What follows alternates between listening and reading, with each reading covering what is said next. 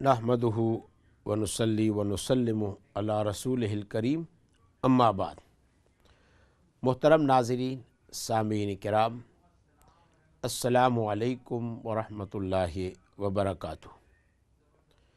दीन दुनिया का ये प्रोग्राम इकरा टीवी चैनल पर आपके सामने इस वक्त पेश किया जा रहा है और ये इस प्रोग्राम का दूसरा हिस्सा है जिसमें हम आपके साथ हाज़िर हुए हैं। आप इस प्रोग्राम में अभी हमारे साथ कॉल करके रब्ता कायम कर सकते हैं। हमारे साथी आपके कॉल लेकर ऑनलाइन आपको ला सकते हैं और आप हमारे साथ बिलमुशाफ़हा बात कर सकते हैं। आपने अपनी ख्वाब सुनानी हो वो सुना सकते हैं और इसकी ताबीर और मतलब अभी इंशाअल्लाह ताला इसी प्रोग्राम में आपके सामने पेश कर देंगे। इसके अलावा मसला पूछना हो तो मसला भी हम ले सकते हैं और किसी और मसले में हमारे साथ शरीक होना चाहें तो शरीक हो सकते हैं। जी, एक कॉल लेते हैं। अस्सलामु अलैकुम वरहमतुल्लाहि वबरकातुहू। वालेकुम अस्सलाम रहमतुल्लाहि वबरकातुहू। सब ठीक है? जी अल्हम्दुलिल्लाह। बहन, आप खैरियत से हैं? हाँ जी, बस शुक्र अल्लाह का। अल्हम्दुलिल्लाह अल्हम्दुलिल्लाह। तमन्ना अन तकून अला अल्फ खैर। हमारी तमन्ना ये है कि आप 1000 दफ़ा खैर पर रहें। जी, अल्लाह आपको अजर देगा। आमीन दुआ करते हैं अल्लाह आपको भी बहुत खुशियाँ दे। आपके आमीन आमीन सुम्मा आमीन। जी मैं एक बात पूछना चाहती हूँ कि कोई बंदा हर वक्त, ये सवाल कई दफ़ा आपसे पूछ चुकी हूँ कि कोई बंदा हर वक्त बीवी को जलील करता रहे, हर वक्त ही हर एक के सामने कहे कि मैं ऐसे शादी नहीं करना चाहता था, तो उसकी फैमिली को गालियाँ देता रहे हर वक्त। तो एक औरत है कितना बर्दाश्त करे। तो उसके बाद दूसरा मैं ख्वाब पूछना था जी कि मैंने ख्वाब देखा कि जी मैंने अपने लिए एक अलहदा चाय का मग्गा रखा हुआ है, तो उसमें मैं चाय पीती हूँ। तो वो ख्वाब में देखा रात को कि वो उसको क्रैक आ गए हुए हैं और उसके अंदर एक जो उसके कप के अंदर एक वो है चम्मच है लंबा सा ना, जिससे चीनी वाला खिलाते हैं, वो उसके अंदर पड़ा हुआ है। और इसके अलावा दूसरा ख्वाब ये देखा है कि मैं फैमिली वाले हैं तो कोई कमरा होता है, मैं अंधेरा होता है, तो मैं कहती हूँ बाहर आके मैं कहती हूँ तुम लोग मुझे सब छोड़ के चले गए थे। तो मैं जी बस इन ख्वाबों की तब ये बता दीजिए और मेरे लिए सब प्लीज दुआ कीजिए कि अल्लाह मुझे सब्र दे के मैं सब्र करूँ। और बस इससे ज़्यादा होगा। जी वालेकुम अस्सलाम वरहमतुल्लाहि। जी, एक और कॉल लेते हैं। जी, अस्सलाम वालेकुम वरहमतुल्लाहि वबरकातुहू। वालेकुम अस्सलाम वरहमतुल्लाह। जी अच्छा, मैं अपने लवाकिन की तरफ से आपसे एक सवाल करना चाहता हूँ जी कि कोई किसी का निकाह खारिज कर सकता है बगैर मियाँ से बात किए और बगैर उसको इतला दिए? बस इतना सा आप मुझे क्या किसी मियाँ में सवाल पूरा समझा नहीं। ओके, कोई किसी का निकाह खारिज कर सकता है बगैर मियाँ से बात किए और बगैर उसको इतला दिए? अच्छा जी, ठीक है, मेहरबानी। ठीक है इंशाअल्लाह। वालेकुम सलाम वरहमतुल्लाहि। जी, एक और कॉल लेते हैं। जी, अस्सलाम वालेकुम। वालेकुम अस्सलाम वरहमतुल्लाहि वबरकातुहू। कैसे हैं आप मुफ्ती साहब? जी अल्हम्दुलिल्लाह, आपकी दुआओं से अल्हम्दुलिल्लाह। आप खैरियत से हैं?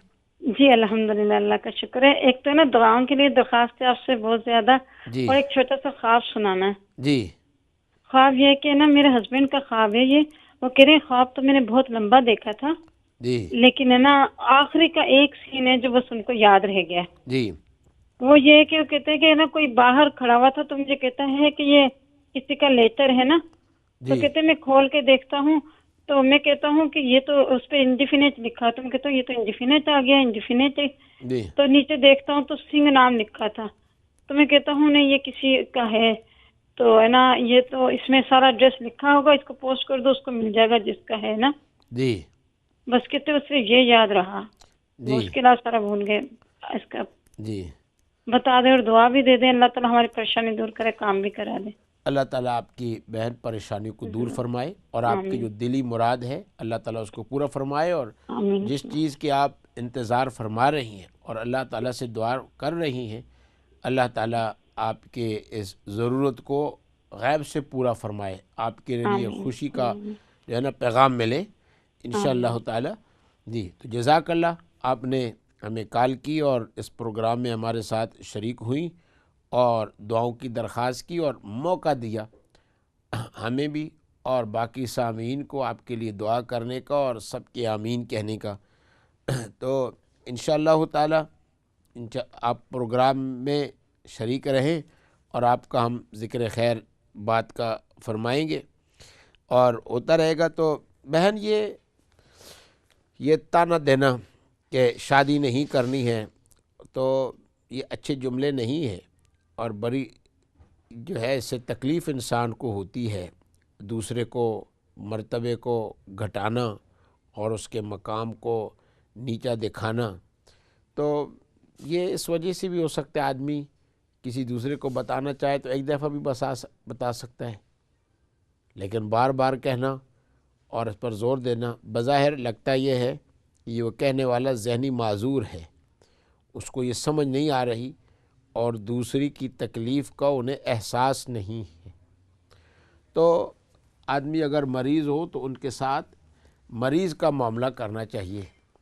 صبر تو ہے ہی ہے، انسان تکلیف دہ باتوں پر انسان صبر کرتا ہے، مگر اس کے ساتھ ساتھ انسان یہ بھی دیکھے کہ ایک آدمی مریض ہو تو مریض کے ساتھ انسان گزارا کرتا ہے، برداشت کرتا ہے، اور جس وقت غصے میں نہ ہو تو ان کو سمجھانا چاہیے کہ آپ کے اس جملے کا معنی یہ ہے کہ ہم آپ کے قابل نہیں، آپ اعلیٰ ہیں، ہم کم ہیں، آپ کو بہتر مل رہے تھے، آپ ہماری ضرورت محسوس نہیں کر رہے تھے۔ تو بار بار ایک وقت جو آپ کے ذہن میں بات تھی ہر موقع پر اس کو لے کر آنا اور کرنا، اس کی وجہ سے ہمیں تکلیف پہنچ رہی ہے، ہماری دل آزاری ہو رہی ہے۔ تو انشاءاللہ تعالی اس طرح سمجھائیں گے تو پھر ان کو احساس ہوگا کہ اس جملے کا کیا مطلب ہے اور اس کا اثر دوسرے پر کیا پڑتا ہے۔ اور اگر بغیر سمجھانے کے ہوں اور صبر کرتے رہیں تب بھی اجر ملے گا، مگر اگر سمجھا دیں اور سمجھانے کے بعد پھر بھی ایسی بات ہو تو اس کا معنی یہ ہے کہ بہت ہی زیادہ وہ ذہنی طور پر شخص مریض ہے۔ ہاں انسان شادی کے وقت عجیب فیصلے کرتا ہے، ایسا مرحلہ بھی آتا ہے کہ آدمی اس کو تیار نہیں ہوتا اور دوسرا فریق کوشش کرتا ہے کہ کر لو اور اس وقت فیصلہ ہو جاتا ہے، لیکن اس کا یہ معنی نہیں اس واقعے کو بار بار لے کر آنا اور بار بار اس کو ذکر کرنا اور یہ سمجھانے کی ہے کہ اس بار بار ذکر سے فائدہ کیا، جو آپ کے ذہن میں اس وقت بات تھی وہ ایک دفعہ آپ نے تو بتا دی، اب آپ جو بار بار بتا رہے ہیں کیوں بتا رہے ہیں، اور بار بار اس حالت کو اور وقت کو یاد کر کے اس کو زندہ کر رہے ہیں اور تازہ کر رہے ہیں، تو اس یاد کرنے کی وجہ سے ذہنی طور پر ہمیں تکلیف پہنچتی ہے اور ٹھوس پہنچتی ہے۔ تو ہاتھ کی مار سے زیادہ زبان کے تانے کی مار ہے، تو یہ احساس دلایا جائے گا تو انشاءاللہ تعالی اللہ کرے گا کہ ان کو سمجھ میں آ جائے، اور نہ سمجھ میں آئے تو ذہنی معذور سمجھنا چاہیے انہیں۔ اور جہاں تک خواب میں آپ نے پیالوں کو دیکھا اور تو اس میں یہ ہے کہ آپ کے اپنے جو مسائل ہیں وہ مسائل مشکلات جو آتی ہیں تو رکاوٹیں جو آ جاتی ہیں اور دیر سے جو حل ہوتے ہیں، بعض ایسے مسئلے بھی ہوتے ہیں اور جلدی بھی حل ہو جاتے ہیں، تو اس چیز کی طرف آپ کو یاد دہانی کرائی گئی ہے کہ بعض مسائل جلدی حل ہو جائیں گے، بعض مسائل ذرا دیر سے حل ہو جاتے ہیں، تو اس کیفیت کو خواب میں بیان کیا گیا ہے۔ اور دوسری خواب جو آپ نے دیکھی کہ فیملی کے ہیں اور سب چھوڑ کر چلے جا چکے ہیں، تو یہ انسان کے اوپر حالات ہوتے ہیں جن کو آدمی اپنا سمجھتا ہے، وہ چلے جاتے ہیں، یعنی مدد کے موقع پر ان کی مدد نہیں پہنچتی، لیکن اوروں سے باہر سے انسان کی مدد آ جاتی ہے اور آپ کی ضرورت پوری ہو جاتی ہے۔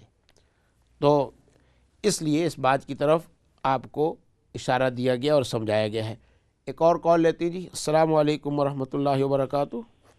وعلیکم السلام ورحمۃ اللہ وبرکاتہ۔ مولانا صاحب آپ نے وہ قصہ ختم ہی نہیں کیا جو 2 چیزیں بتا رہے تھے۔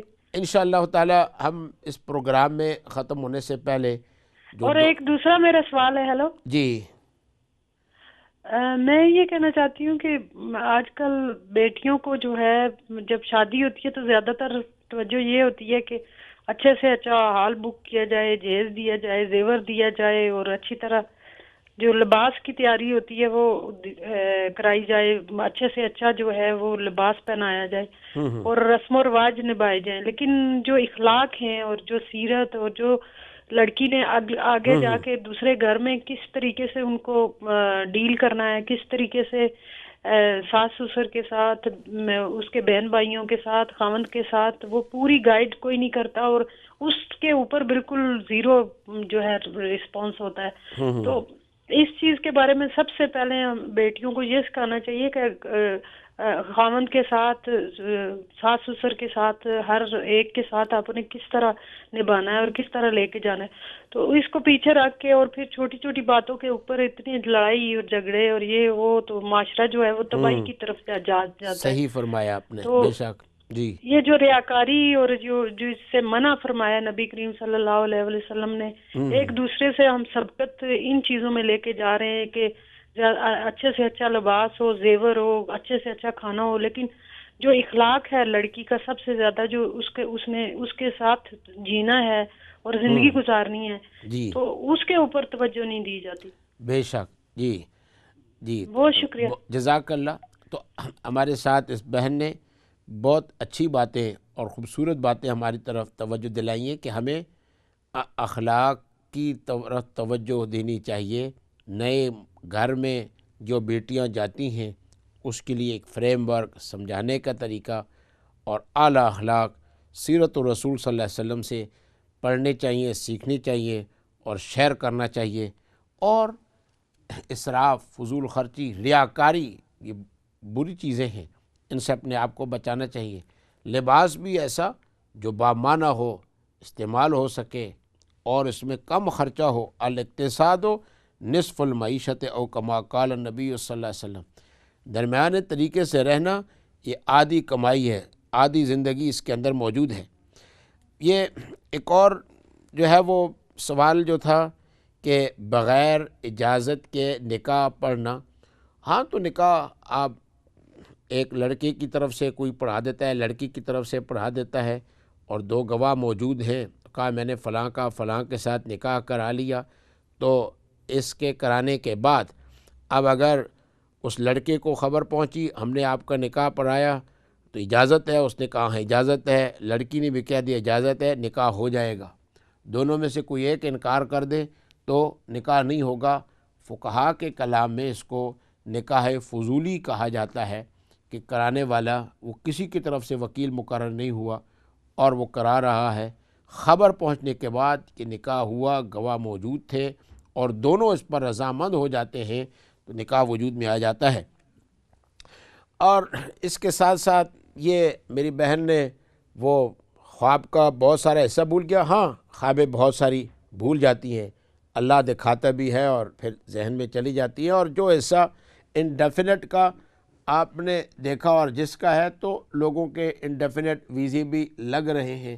انشاءاللہ تعالی اللہ تعالی ضرور آپ کو انڈیفینٹ کی خوشخبری آپ کے گھر تک اللہ تعالیٰ پہنچائے گا اور آپ کے اس قانونی مشکل کو، مرحلے کو اللہ تعالیٰ آسان فرمائیں گے۔ تو میں دوبارہ آتا ہوں، اس سے پہلے کہ ہماری یہ مجلس ختم ہو، میں حکیم اجمل خان مرحوم کا واقعہ سنا رہا تھا۔ تو لا علاج مریض ان کے پاس آئے تو فرمایا کہ دوائی تو میرے پاس ابھی تیار نہیں ہے، کچھ وقت لگے گا۔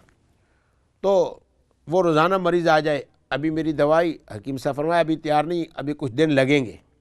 کچھ دن لگنے کے بعد اس دوائی کی قیمت بھی زیادہ بتا دی اور اس دوائی کے اوپر چاندی کے ورق، سونے کے ورق، چھوٹے چھوٹے ورق ہوتے ہیں پاکستان میں، बर्फ़ी वगैरह होती है उस पर लगती है। तो एक कॉल लेते हैं। अस्सलाम वालेकुम वरहमतुल्लाहि वबरकातुहू।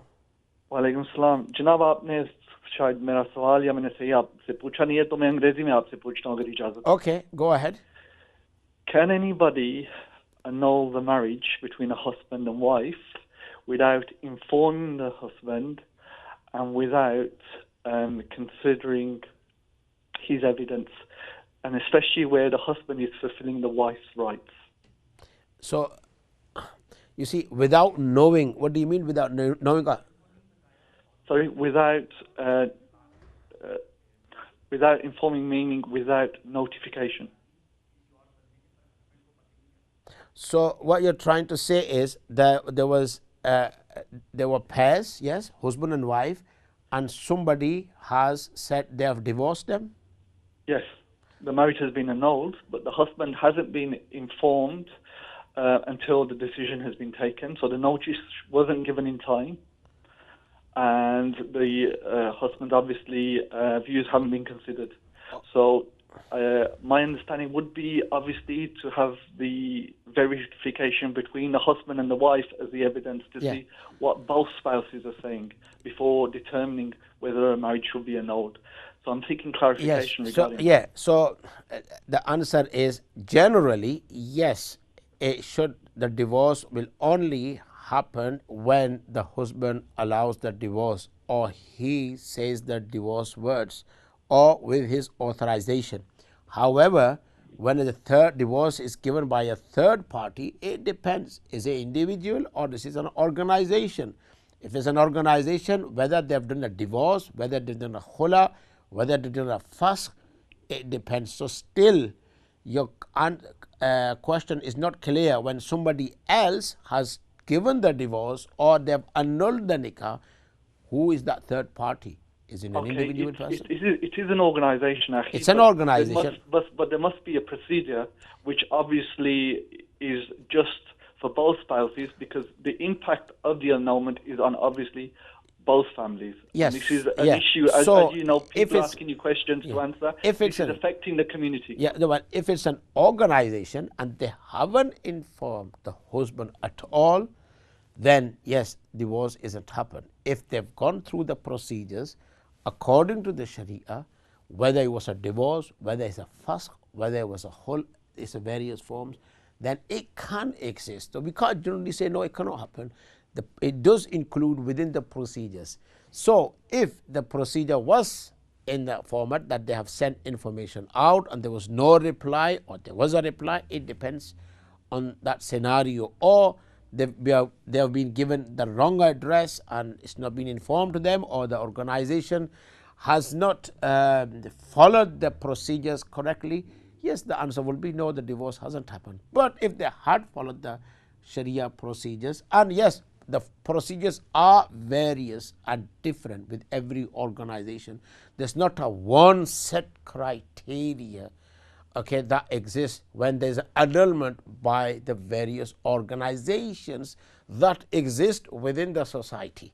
So therefore, I will consider to go back to the organization and ask further clarification about them, how the procedures were carried out and how did they come to this decision. And I think so things will be clear. And if they haven't, then that's it, nikah remains. And then your local mufti or your alim, or you can write to some with your evidence, and the answer should be clear in those sense. Is that clear? Yeah, I think it's not, in the sense that there isn't no standardized procedure. Yes, I do agree with you. There isn't a standardized procedure and it cannot be. I'll give you an example. Some of the organizations, they say we've done a khula, and actually it's not a khula at all. It's not a khula at all. There are misconceptions by various organizations on this issue when there is an annulment of the nikah. I totally agree with you on that.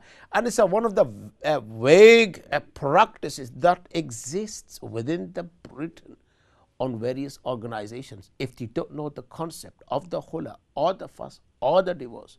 And yes, even on the certificates, I've performed many nikahs. One asked him, have you been divorced before? Yes. By an organization? Yes. How was I look at it? It was khula. And actually it wasn't a khula at all.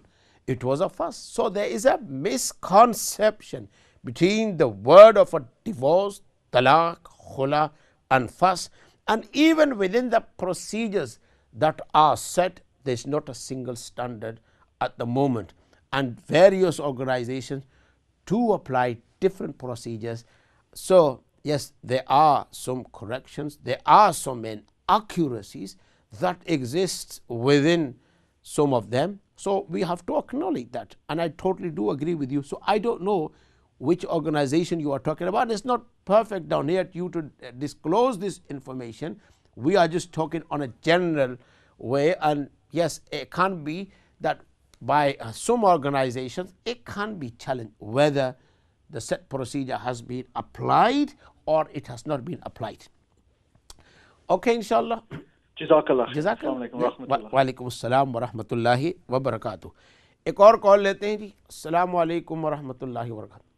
وعلیکم السلام رحمۃ اللہ وبرکاتہ. کیسے بھائی ٹھیک ہو؟ جی الحمدللہ الحمدللہ. بھائی میرا ایک سوال ہے جی. میں نے چینل پہ سنا تھا لیکن اس کا مجھے اچھی طرح سمجھ نہیں آئی. کہتے کہ آپ صلی اللہ علیہ وسلم نے کہا تھا کہ 3 چیزوں کو، ایک تو دودھ، اگر کوئی آپ کو دے دودھ کو کیا کہتے کہ کہنا نہیں کہ میں نہیں لینا، تو ایک تکیہ، دونوں چیزوں کو ردنا نہیں. 3 چیزیں کہی تھی، مجھے تیسری چیز کا نہیں. خوشبو بھی ہے نہیں؟ اچھا اچھا خوشبو. ہاں جی ہاں جی ہاں جی ہاں جی بالکل آپ نے کہا. جی بالکل صحیح.